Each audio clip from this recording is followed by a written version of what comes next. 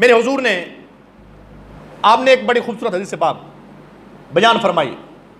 فرمایا جب قیامت کا دن ہوگا نا، قیامت کے دن اللہ رب العزت ہر بندے سے 4 سوال کرے گا.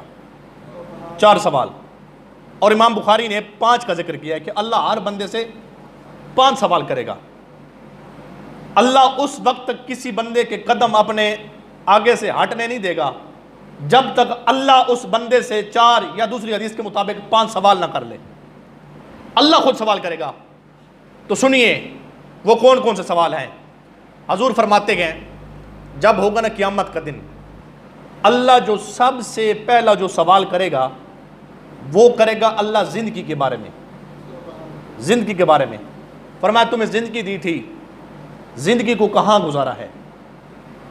فرمایا سب سے اللہ جو 5 سوال کرے گا، یا جو میں حدیث پاک میں عرض کر رہا ہوں 4 سوال کرے گا، ان میں سے پہلا سوال جو ہے نا وہ زندگی کے بارے میں ہے. زندگی کے بارے میں اللہ فرمائے گا تمہیں زندگی دی تھی، تم نے زندگی کو کہاں گزارا. توجہ فرمائے، زندگی کو کہاں گزارا، کہاں پر اریانی اور فحاشی میں گزار دیا تھا، یا فلمیں ڈرامے دیکھنے میں گزار دیا تھا، یا جناب والا غلط پروگرام دیکھ کے گزار دیا تھا، یا چوکوں پہ اڈے پہ بیٹھ کر، حمام کے پھٹے پہ بیٹھ کر.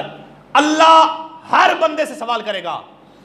سب سے پہلے جو سوال ہے نا اللہ زندگی کے بارے میں پوچھے گا. توجہ فرمائیں، زندگی کے بارے میں اللہ خود سوال کرے گا.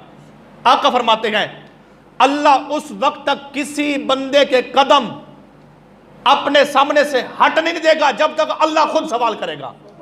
اللہ پوچھے گا. حضور فرماتے ہیں یہ پہلا سوال ہے اللہ زندگی کے بارے میں.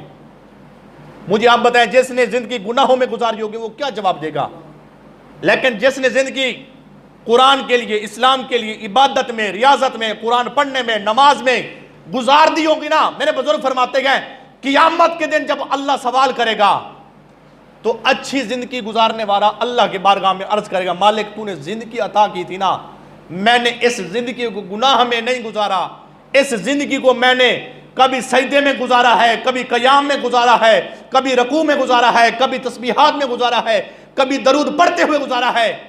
جو بندہ اچھی زندگی گزارے گا حضور فرماتے ہیں اس کا پہلے سوال کا جواب بھی اچھا ہو جائے گا، اللہ اسے معاف فرما دے گا، اللہ اس پر خوش ہوگا. اب دیکھیے حضور فرماتے ہیں اللہ پھر دوسرا سوال کرے گا. دوسرا سوال کون سا ہے؟ آقا فرماتے ہیں اللہ پھر جوانی کے بارے میں پوچھے گا. جوانی کے بارے میں. فرمایا تمہیں جوانی دی تھی، اس جوانی کو کہاں گزارا ہے، جوانی کو کہاں گزارا ہے. مجنون تو نہیں بن گیا تھا، کسی ایسے ایرے گہرے کے پیچھے تو نہیں بھاگ پڑا تھا. فرمایا تمہاری جوانی کی ضرورت ہے اسلام کو، قرآن کو.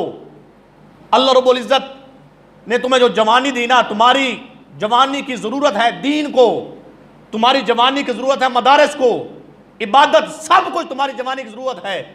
اللہ جو دوسرا سوال کرے گا نا وہ جوانی کے بارے میں. فرمایا جوانی کیسے گزاری تھی، پاک گزاری تھی یا تو نے اپنی جوانی کو ایسے برباد کر دیا تھا. حضور فرماتے ہیں یہ اللہ خود سوال کرے گا. اور میرے آقا کی مبارک حدیث ہے، سرکار فرماتے گئے، حضور فرماتے ہیں جب کوئی جوان جوانی میں گناہوں سے توبہ کرتا ہے تو اللہ 40 دن شرق سے غرب تک، شمال سے جنوب تک جتنے قبرستان ہیں نا، اللہ جوان کی توبہ کی وجہ سے اللہ 40 دن ان قبروں والوں سے عذاب اٹھا لیتا ہے، ایک جوان کی توبہ کی وجہ سے. حضور فرماتے ہیں اللہ پوچھے گا ہاں بھی جوانی کہاں گزاری تھی. اور میرے آقا فرماتے ہیں سنو انا حبیب اللہ، میں محمد اللہ کا حبیب ہوں. فرمایا الشاب التائب حبیب اللہ. فرمایا جب کوئی جوان جوانی میں توبہ کرتا ہے نا، جوانی میں توبہ کرنے والا بھی اللہ کا حبیب ہوتا ہے. تو میرے حضور کے غلاموں توجہ تو فرمائیں، اللہ جوانی کے بارے میں پوچھے گا جوانی کہاں پر گزاری تھی. اور تیسرا سوال حضور فرماتے ہیں قیامت کے دن اللہ جو تیسرا سوال کرے گا نا، اللہ پوچھے گا ہاں بھائی تیرے پاس دولت تھی، اس دولت کو تو نے کیسے کمایا تھا. آج دیکھیے لوگ راتوں رات کروڑ پتی بن جاتے ہیں، لاکھ پتی بن جاتے ہیں. کیسے بنتے ہیں آپ سب کو پتا ہے.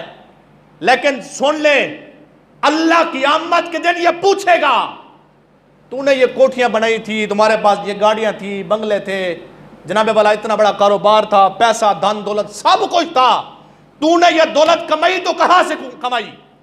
اگر دولت اس نے حلال طریقے سے کمائی ہوگی پھر تو وہ سرخرو ہو جائے گا نا, پھر تو کامیاب ہوگا. اور میرے آقا کی مبارک حدیث ہے, حضور فرماتے ہیں التاجر الصدوق مع الانبیاء یوم القیامہ.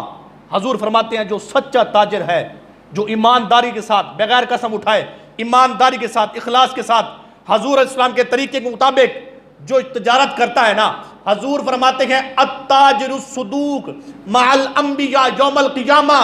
آقا فرماتے ہیں جو سچا تاجر ہے نا, قیامت کے دن وہ انبیاء کے صف میں کھڑا ہوگا, وہ نبیوں کے ساتھ کھڑا ہوگا. حضور فرماتے ہیں سنو, اللہ جو تیسرا سوال کرے گا وہ کون سا ہوگا؟ مال کہاں سے کمایا تھا؟ تمہارے پاس یہ مال ہے. آپ دیکھیے آج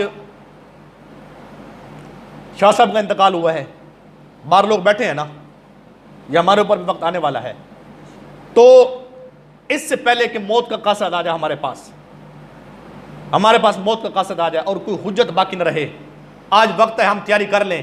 اللہ پھر پوچھے گا مال کہاں سے کمایا تھا. اگلی بات, قیامت کے دن اللہ پھر جو چوتھا سوال کرے گا نا, فرمایا تمہارے پاس جو مال تھا, دولت تھی, اس کو خرچ کہاں پہ کیا تھا؟ کہاں پہ خرچ کیا تھا؟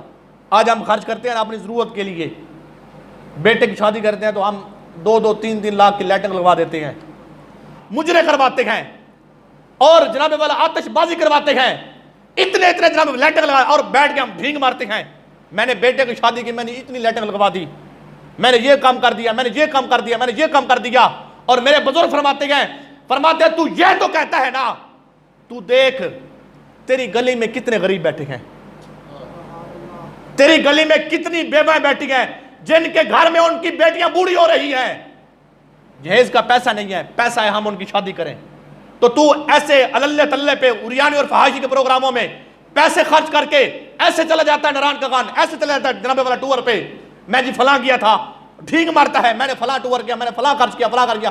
فرمایا نہ سن لے, حضور کی حدیث ہے, آقا فرماتے ہیں یہ جو تو نے دولت کمائی نا, اللہ یہ چوتھا سوال خود کرے گا. فرمایا تمہارے پاس دولت تھی نا, تو نے دولت کو خرچ کہاں پہ کیا ہے؟ تو نے مسجد بنائی, مسجد بن رہی تھی, وہاں پہ چندہ دیا کہ نہیں دیا؟ مدارس میں دیا کہ نہیں دیا؟ اللہ پوچھے گا. آج اگر ہم پیسے کو حلال طریقے سے خرچ کرتے ہیں, راہ خدا میں خرچ کرتے ہیں, تو قیامت کے دن ہم خوشی سے کہیں گے مالک ہم نے دولت کمائی بھی حلال طریقے سے تھی اور ہم نے اس کو خرچ بھی تیرے راستے پہ کیا تھا. جو بندہ ایسی زندگی گزار کے جاتا ہے وہ دنیا میں بھی کامیاب ہے, وہ قبر میں بھی کامیاب ہے, وہ حشر میں بھی کامیاب ہے.